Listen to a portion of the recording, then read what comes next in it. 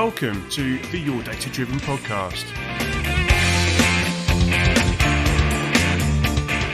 If you like this podcast, be sure to visit our website at yourdatadriven.com for more useful help and advice on setting up your race car, mastering data analysis, and driving faster. Welcome to episode 19. In this episode, I'm delighted to welcome Brian Sims to the show. Brian has an absolute wealth of experience in motor racing, and I'm sure you'll enjoy the many stories he shares with us in this show. Today's focus is really around sponsorship. Brian was a sponsorship director for the Benetton Formula One team, but he also raised money for his own racing. We're going to explore how you can take his experience and his fundamental principles in order to maybe have a look at racing some sponsorship for yourself. It's another good one with some very, very funny stories along the way. I hope you enjoy it, so let's get into it. So, welcome, Brian. Thank you for inviting me. It's great to be here with you, Samir. Thank you very much for taking the time. This is, again, I'm really excited about this conversation, seeing how it goes. It would be lovely to give us some background on yourself for the people who may not know who you are. And then, hopefully we can work towards one or two takeaways that people listening can think about in terms of their club racing and think, actually, that was a good point. I never thought of that. And that was a really good idea. And I'll give that a go. How does that sound for you? There's a very old head with about 45 years of motorsport experience in it, waiting to get going. Oh, wonderful. I'll sit back over to you. Go on then. Tell us a little bit about you so that we can frame the conversation. Okay. I started off, I left school when I was 17. And my first job, which really showed me that one day I would be a top world champion Formula One racing driver, was when I was asked in the builders merchants that I was working in if I would put some wheels on the wheelbarrows. And I did that for the first 3 days of my career, fitting blinking wheelbarrow wheels in the freezing cold in January. I moved on and I became a salesman for Goodyear Tire Company. I found that I was quite good at selling, learned a lot, and became a Xerox salesman selling Xerox photocopiers.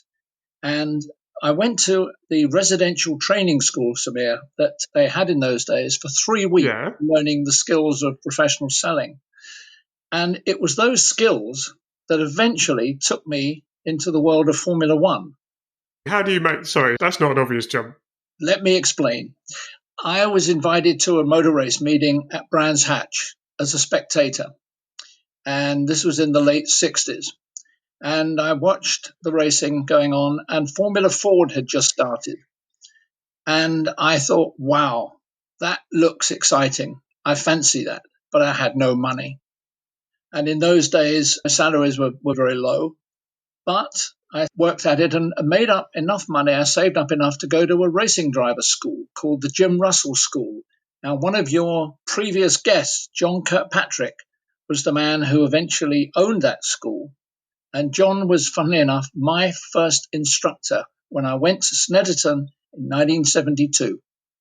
How about that? Wonderful. Absolutely wonderful. And I did the course. I still didn't have enough money. I saved up a little bit. But I realized... Did you do the thing, because John was saying on the show that if you didn't have a lot of money, the whole purpose for those who are not familiar or haven't heard the previous show, the Jim Russell Racing School was very much about taking the man in the street and giving them an exposure to racing. And even by the end of the course, you'd have your race license. But not everyone could afford to do all of it. So John was saying that they would sell corners as well, so you didn't have to do the whole course, but they would just teach you how to do one particular corner over a period of time, and people used to come back and buy each corner of the track as they went round. And I thought that was a fascinating story. I did that, and I did the same corner for 5 weeks running because the paperwork got mixed up. When I went racing at Snetterton, I was very fast around riches, but I didn't know any of the other. Only joking. But the thing that was extraordinary was. It gave me the taste of single-seater racing in Formula Fords. And it was until you've driven a single-seater racing car, you cannot in any way compare it to a road car. It's a totally different experience. And I decided that I really wanted to go racing. And something happened, or had happened in 1968, which was extraordinary. Colin Chapman, who was the boss of the legendary Lotus Formula One team, spotted a change in the rules and regulations that ran motorsport, allowing for the first time ever advertising, commercial advertising on racing cars. And Colin did a deal with the John Player cigarette company, and the Formula One cars of Graham Hill and Jim Clark that year were painted in the colours of the Gold Leaf Team Lotus brand. And that was really the start of a revolution in sport, a revolution that swept from motor racing across all sport sponsorship. And in 1974, I put together my first ever big sponsorship deal. I'd never raced a car by now. I was still saving up, and I spotted an opportunity, and I put together this sponsorship deal with a nightclub in Kent called Victoria's Nightclub. And it allowed me to go racing at Brands Hatch in a Formula Ford. How did you go about doing that? Just for the benefit of people who may never have thought of getting sponsorship, I don't think a sponsorship in club racing is very, in my experience anyway, it's very personal. So it's either coming from your own savings or from a family friend or something like that. It's not coming from a third party necessarily in that kind of business arrangement that you may have at a more professional level. So how did you go about doing that? Because I'm sure it's still relevant. I worked it. Let me explain. The last big sponsorship deal I've done a couple of years, 2-3 years ago, and the same technique applied. And that in between, I've been doing sponsorship deals throughout my 14-year professional racing career that took me up to and included Group C racing, which is very expensive. It took me into Formula One. And I did over £45 million worth of deals in a year in Formula One for the Benetton Formula One team, using the same principle. And that principle is very simple. Any company, whether they're small, large, big, corporate, global, whatever they are, has one primary objective. It has to sell more products or more services to stay in business. Pure and simple. Nothing else has changed in the business world, and it won't. What they do with that money and how they get that money may have changed, but the need to sell more products is there. So if you can engage a conversation with a business owner, even if it is, as in my case, a small local nightclub near Maidstone in Kent, I worked out a very innovative way in which they could sell more subscriptions to their nightclub. And that's what they're in business to do. Get more people in through the door, spend more money when they're in there. And I showed them how to do that in rather a cheeky way, but it got me the deal. And I was able to... because it's a nightclub as well. This is a child-friendly show, by the way. So, just keep it clean. It's very clean. Now, let me explain. I'd seen a racing car, and it was in a workshop very close to where I lived, near Maidstone. And I spoke to the owner, and I said, look, I want to ask a huge favour. The car, I think, was for sale for £2,500, ready to race with engine. And I said, can I borrow the car for a day? And the owner said, no, you can't. You're not going to go racing or testing if that's what the idea is. I said, no, I don't want that. I said, my company car, which I had now, had a tow bar. I said, I don't want to even take the race car off the trailer. If you can put the car on a trailer, let me borrow it for the day. I think I stand a good chance of being able to buy the car from you. So what I did, I found out I'd been driving down the A20 towards Maidstone in Kent, and I saw a big sign at the side of the road, and it said, new nightclub opening in May, I think it was, if I remember rightly. And I did some research, and I found that this nightclub was quite a big one, and at the end of April, they were going to have a businessman's lunch to launch the new club. So I did a little more research. I borrowed the car and I drove it, put the single-seater, which is quite an attractive car. And of course, you don't see too many single-seater cars off a racetrack. So I put it on the trailer and I drove about a quarter of an hour before the start of this business lunch. And I went into the car park and I parked my car with the trailer and the Formula Ford on the back of it, smack bang in the middle of the car park, which was more or less empty. I walked into reception I asked the lady in reception, could I speak to Mr. Gurkov, I think his name was, the owner of the club, from my research. And she said, what do you want to talk to him about? I said, I want to talk to him about selling subscriptions to his nightclub. Anyway, this guy comes out, and when I saw him, Samir, he was about 6'7" tall. Oh my Massive. God. I mean, at any point during this thing, this experience, were you feeling in any way nervous at all? It just strikes me as quite a brave thing to do. No, I was absolutely scared. Yes. He came out, screamed out into reception, and his first words were, is that your B-something racing car sitting in the middle of my car park? And I said, yes, it is. And before I could explain why, he said, go and move and he described it in a very unusual way for a racing car. Go, yeah. I've got 100 business people coming in for lunch in in quarter of an hour's time. So I said, okay, I will. But can I ask you one thing? Could I come and talk to you about how we can use that car to help you get more subscriptions? He said, just go and move the wretched thing. Now, I looked out of the window, and by now, quite a lot of cars were driving into the car park. Businessmen were getting out, and almost without exception, they were all walking over and having a look at this Formula Ford. And I said, Mr. Gorkov, before I go, look at that. Look at those people out there. Could you imagine if that car, painted in your distinctive aubergine and gold livery, were in the main shopping mall in Maidstone on Saturday morning with one of your promotional girls selling subscriptions, and then we took the car to race at Brands during the season, same thing, selling subscriptions. Can you imagine the interest there'd be? He said, go and move thee. But as I went out the door, he gave me his business card. He said, give me a ring next week. And I put together the deal, and I raced for Victoria's nightclub for the entire season at Brands Hatch. That's great. That's a wonderful story. But the point being is that you focused on his needs, haven't you? You haven't gone in there saying, I want you to sponsor my car. No. You've gone, look what this can do for you, without really having to talk about yourself at all. You're just like, this is just all about you. And this is how your association with this racing car can benefit you and your business. That's right. And I've done over 100 major sponsorship deals in my career, ranging from Formula Ford right through GT racing. I was manager of the Grand Prix circuit in South Africa and did sponsorship there. I set up my own racing school in South Africa, the first ever in the country, a huge operation, and I got massive sponsorship for it. And it's always been for the same reason.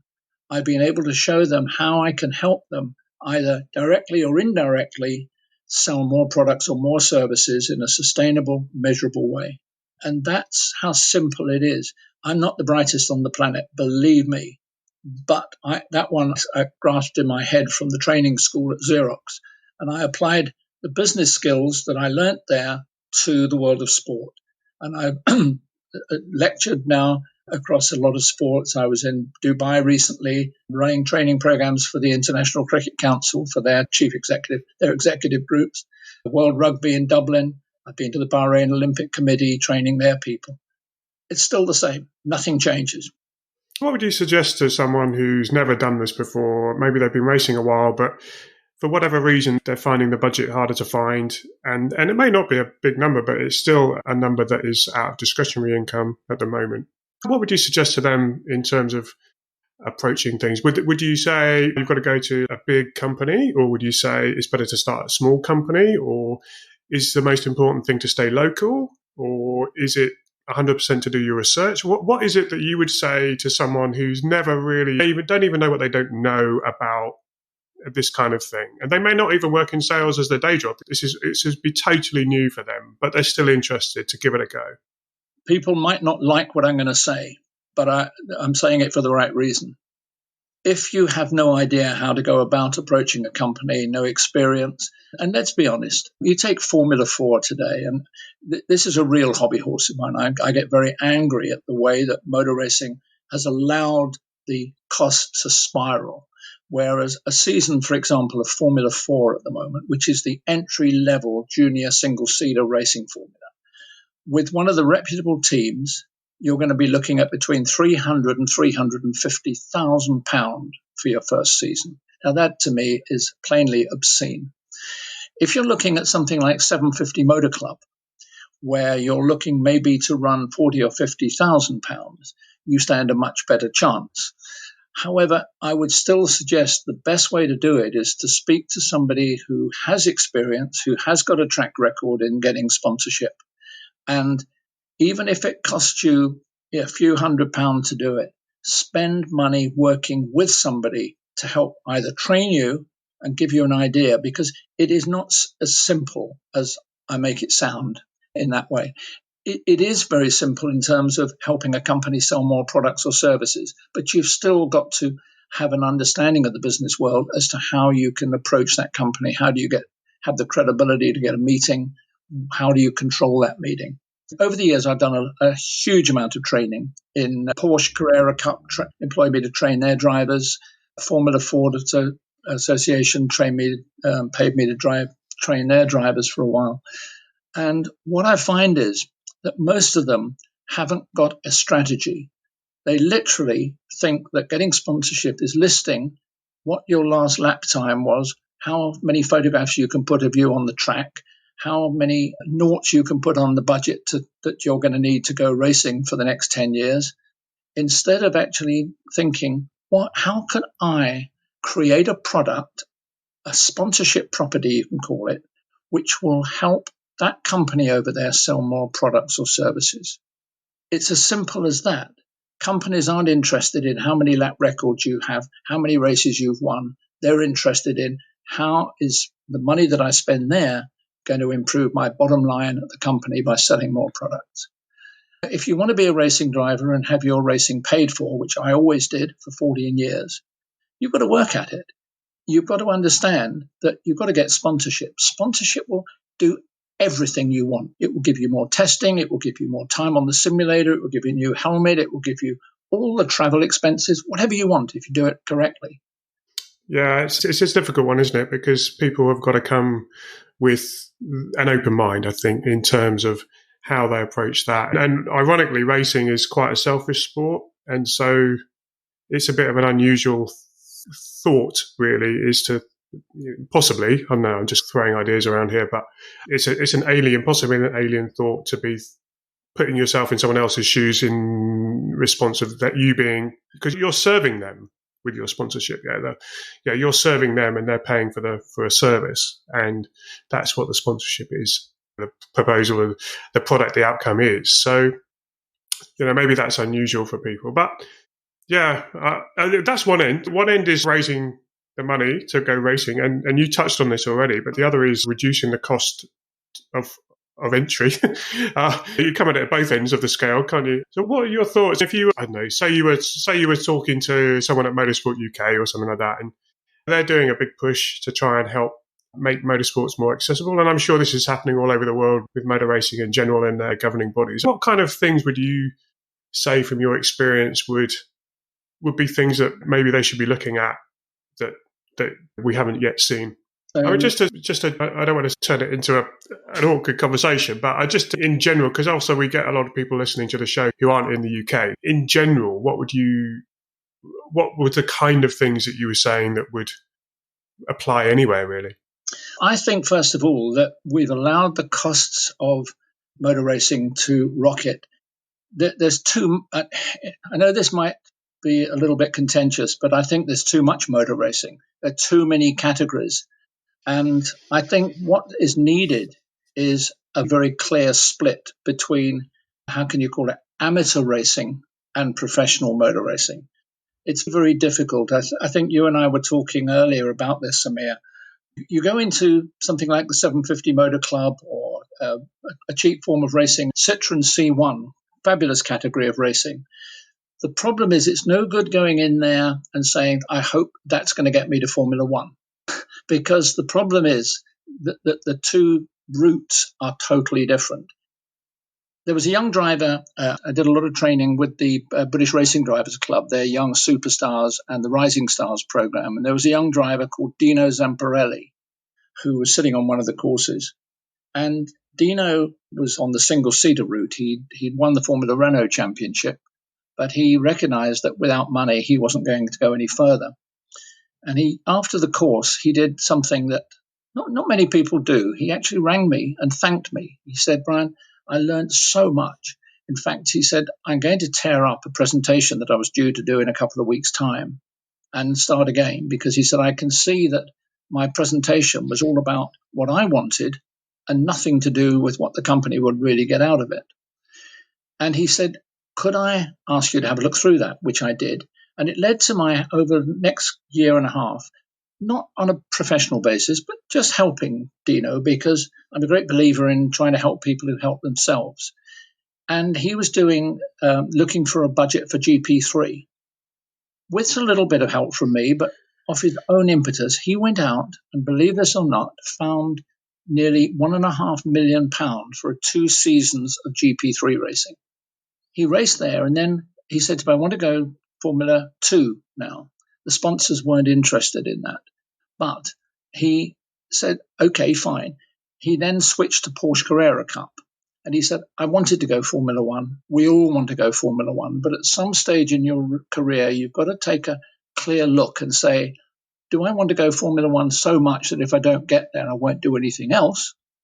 Or do you change route and say, I didn't really want to go sports car racing, but the number of drives and the cost of sports car racing is so much cheaper. And that's what he did. And he switched to Porsche Carrera Cup and raced for the next 4 years in that professionally. So you've got to be very flexible, and you've got to understand that there are ever, at any one time, at the best, 22 jobs going in Formula 1. That's all there are. The chances of you getting to Formula 1 are so slim, it's rather winning the lottery. But if you widen your scope and look at touring car racing, look at single-seater racing at a historic level, maybe Formula Ford historics or others, then it becomes far more reasonable.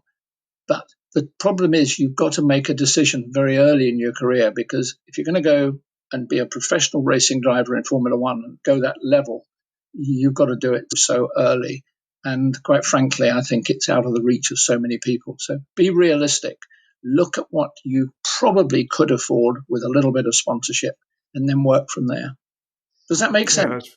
Yeah, I think it's a fascinating insight. I'm not sure how many people listening I'm sure they'll find it interesting, I'm sure.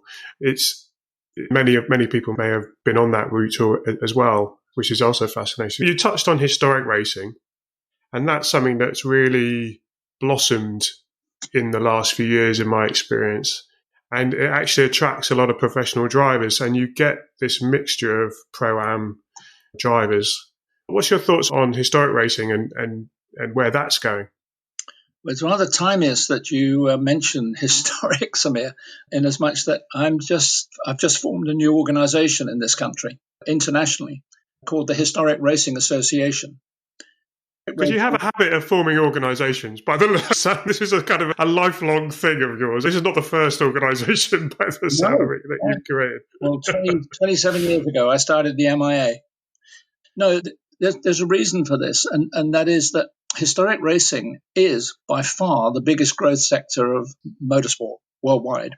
All over the world, historic racing is providing, for many reasons, which we won't go into now, some fantastic, entertaining, exciting driving. I went to the Monaco historic Formula One race year before last.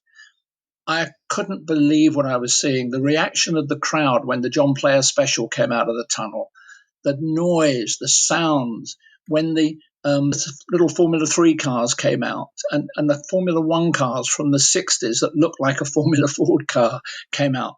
There were grown men and women with tears in their eyes. It was extraordinary. And you go to the Goodwood Revival or you go to the Silverstone Classic, it's a fantastic. The problem is it has become very popular. It is very fragmented. So many different categories of racing. Historic Formula Ford, classic Formula Ford being one of the biggest now.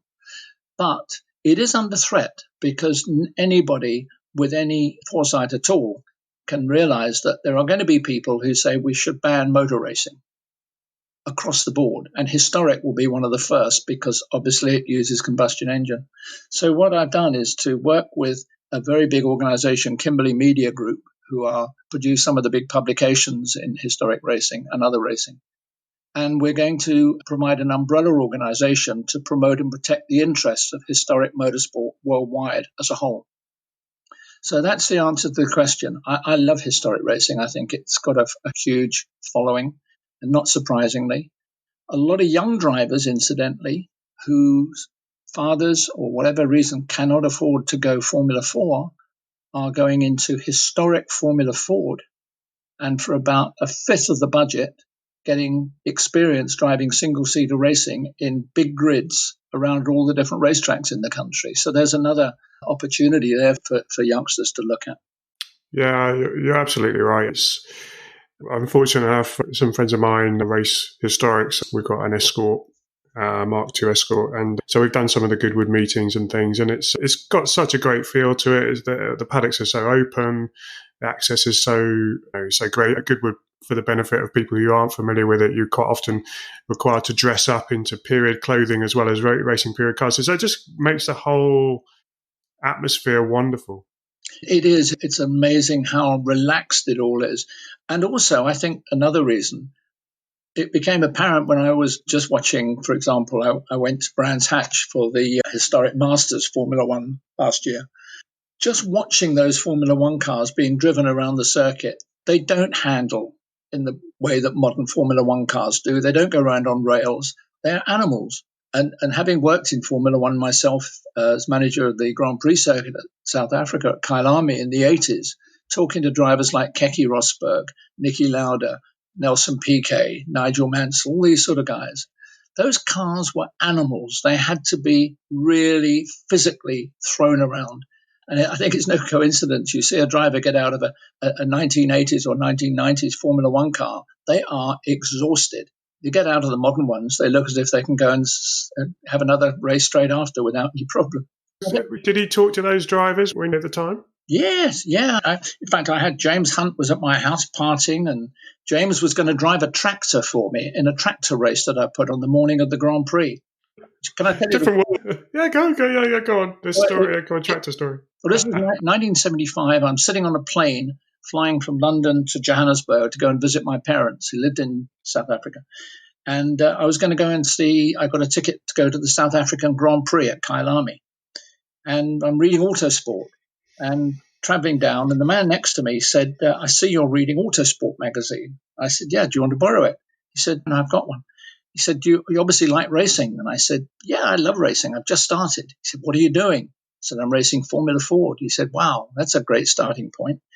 And he said, where are you heading? And I said, I'm going to the South African Grand Prix. He said, when you get there, come and see me. And that man was Max Mosley. And Max Mosley, who went on, he was then the boss of the March Formula One team, went on to become the president of the FIA, the governing body of motorsport, of course. And 4 years later, I went back to South Africa, and Kyalami, the Grand Prix circuit, was up for sale. So I rang Max in England and I said, Max, has it been sold? He said, actually, I think it has. He said, why? And I said, maybe I can get a job there teaching or doing some marketing or sponsorship. So he said, leave it with me. Next morning, I got a phone call from the guy who owned the circuit, Bobby Hartsleaf. He said, if Brian would like to meet me this evening at 4:00 at the Kyalami Ranch Hotel for a coffee, Max said I should talk to you. At 6:00 that evening, I walked out as the manager of the Formula One Grand Prix in circuit in South Africa. Wow, things get done quick. Like it. The drivers came down. All the cars used to arrive in containers in those days. They were shipped down. And the race weekend started, and then there was a threat. The drivers were very upset over a licensing issue and threatened to go on strike, and then did go on strike, led by Niki Lauda. So you've now got a situation where all the teams have traveled 6,000 miles to South Africa. You've got the crowd all coming up from all over South Africa to attend the race. And the drivers sitting in a coach locked themselves in and said, we're not racing until this thing's sorted. And so that was a baptism of fire. But so that's quite an experience. You're not talking about apexes and breaking points with these guys. It's something else. The James Hunt thing was fun because James had just finished his career and he was now a commentator with Murray Walker for BBC.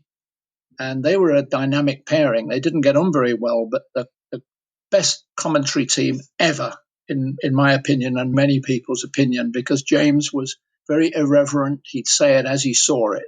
He didn't try and butter up people that might be able to get him something for nothing with a new car or something like this. He was really down to earth. And I'd organised on the morning of the Grand Prix a tractor race. I'd got a sponsorship deal from Deutz, the German tractor company. I had 24 brand new tractors, big things, on the track already. It was a race. We were going to have a big prize for charity. And I had 8 of the Formula One drivers, 8 members of a TV soap opera in South Africa, and 8 members of the British Speedway team who were out in South Africa. And James agreed to race as the major sort of personality of the race. He came to my house the night before with Max and a couple of other drivers who I knew quite well, and partied quite hard. Didn't turn up for the tractor race the next day. We ran the race. Carlos Reutemann, the Argentinian driver who won the Grand Prix as well in the afternoon, won the tractor race. And I got a beautiful letter from James.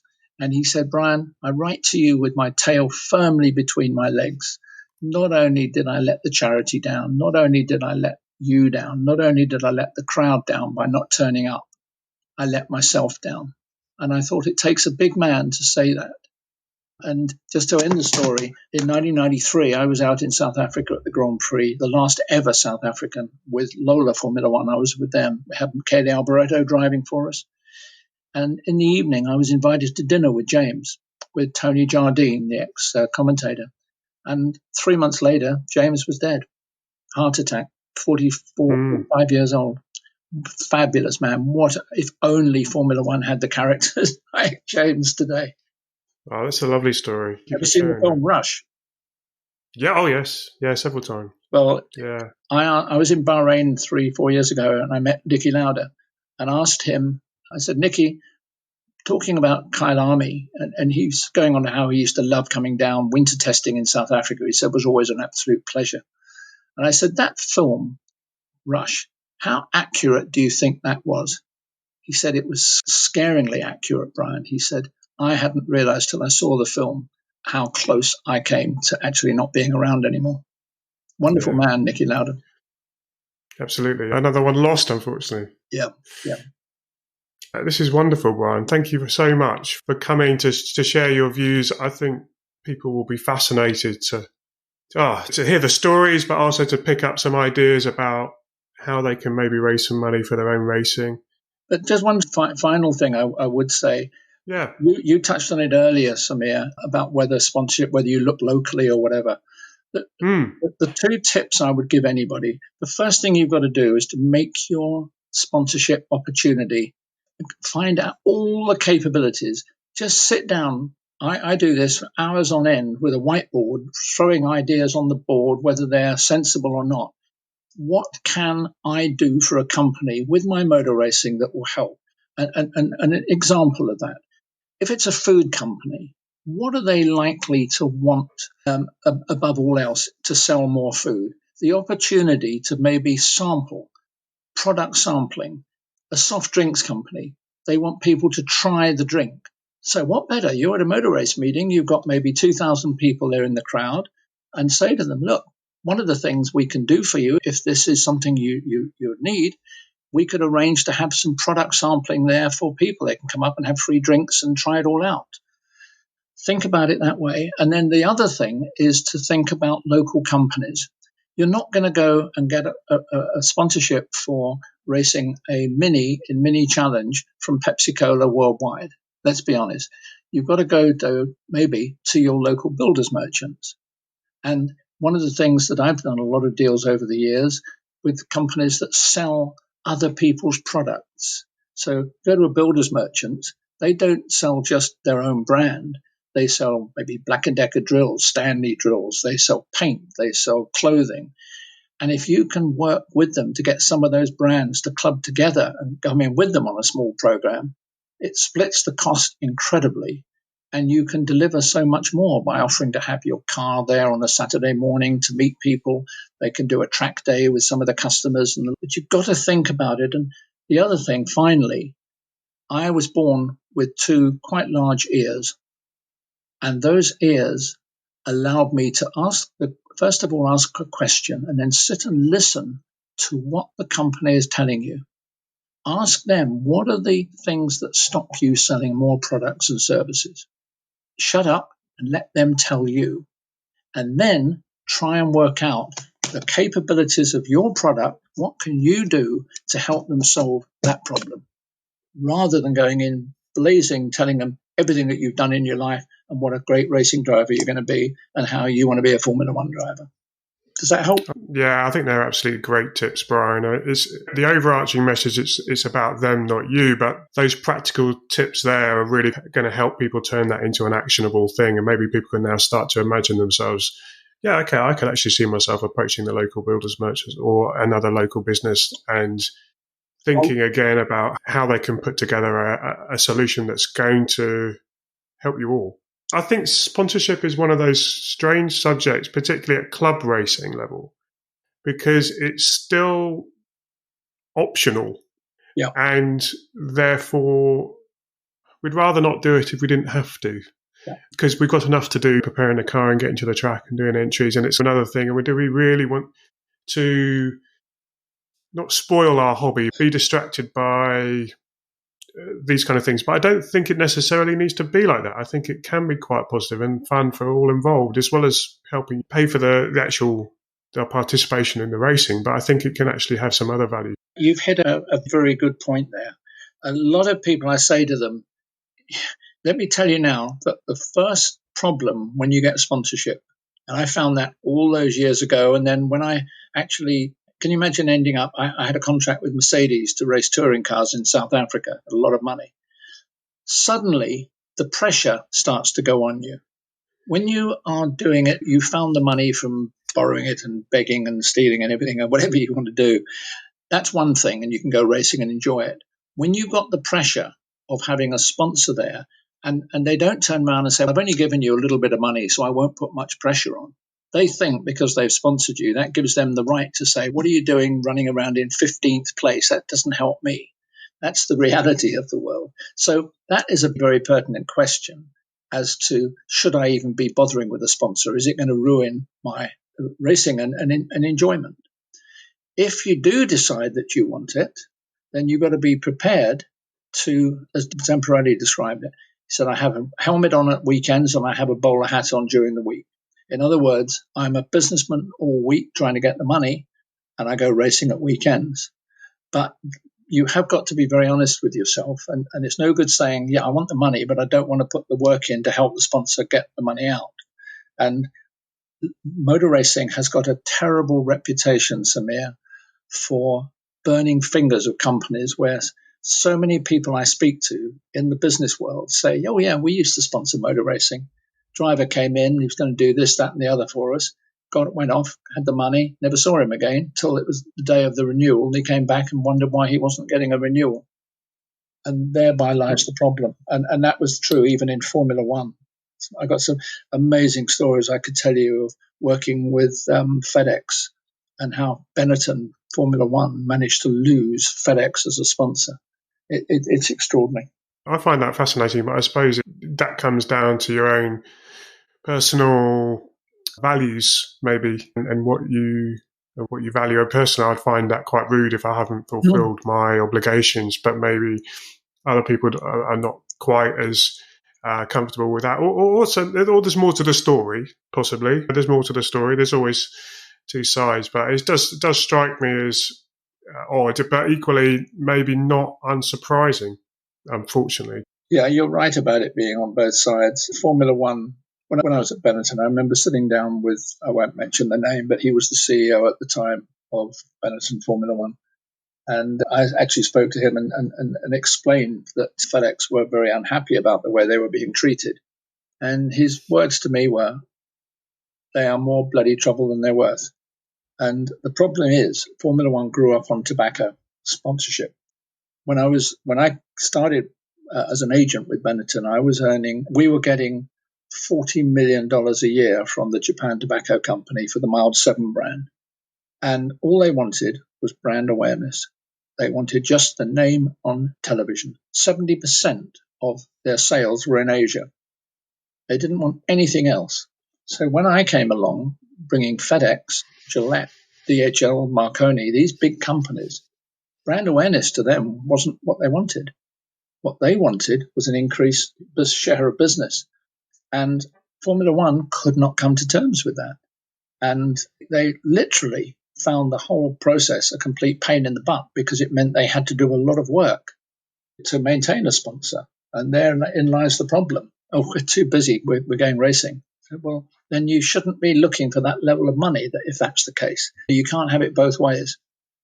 Yeah, it's fascinating, isn't it? So part of me thinks it's a great subject for club racing and historic racing, because it's going to help people go racing for less outlay of their own. Like you say, you get all the benefits, more testing, more tyres, everything you want.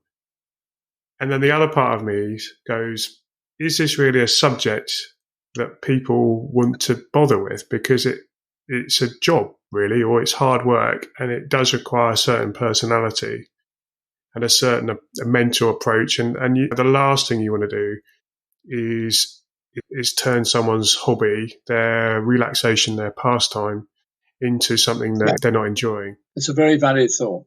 Forget about how good you are on the track. A company couldn't give a monkey's, quite frankly, unless you're promoting a product that is a technical product that goes with the car. And so success on the track is important.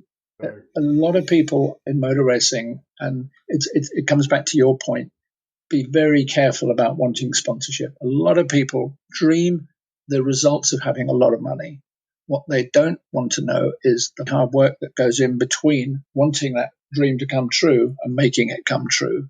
Historic racing, they have a problem in as much that a lot of historic racing won't even allow sponsorship on the cars other than the original decals. People don't want to put anything else on there because the Saudi or Williams Formula One cars, as they were, they don't want to cover them over with Bert's fish and chip shop in Dagenham, do they?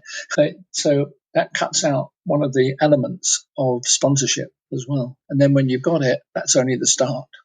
So your point is a very valid point. I think it's fascinating. I think the historic, and this might make you smile actually, the historic situation is such that because you can't put contemporary stickers on the car, it makes you focus more on what is the value that you're actually giving to your sponsor. Because if you think they're getting value from visibility and putting a sticker on the car and that's it, then you've not necessarily thought it through.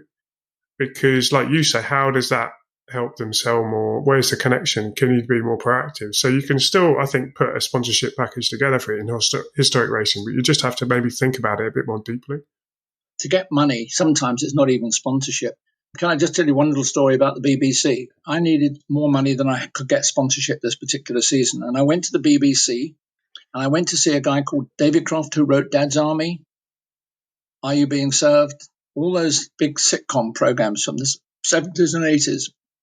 And I got the rights to work with the cast of Are You Being Served, the television series set in Grace Brothers, the departmental store, to teach youngsters in shops how to sell. And that led to working with John Cleese and doing a training program with John Cleese, who had a big sales training company as well. So you've got to be very innovative, and you've got to look for opportunities, but always think about what you can offer them, not what they can do for you. That will come naturally if you can offer them enough. They'll want to be there. They want to help. And that's it. End of story. That's absolutely wonderful. And I think that's a great place to leave it for today and to get people thinking. Brian, thank you so much for taking the time. It's been absolutely fascinating and I've really enjoyed the conversation. Samir, it's been a pleasure inviting me on, and I really enjoyed it today, and I enjoyed talking with you. And as I say, I really look forward to keeping in touch with you.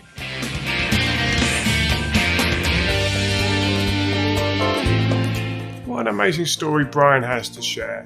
It's wonderful to hear his passion still burns brightly for motorsports, as well as his desire to help others with their sponsorship and with their racing experience. I really hope you enjoyed that show and gave you food for thought and hopefully a little bit more confidence around raising money for your own racing. And maybe you might want to give some of his ideas a go. Thanks again. See you next time. If you like this episode, be sure to subscribe to the podcast and visit us at yourdatadriven.com.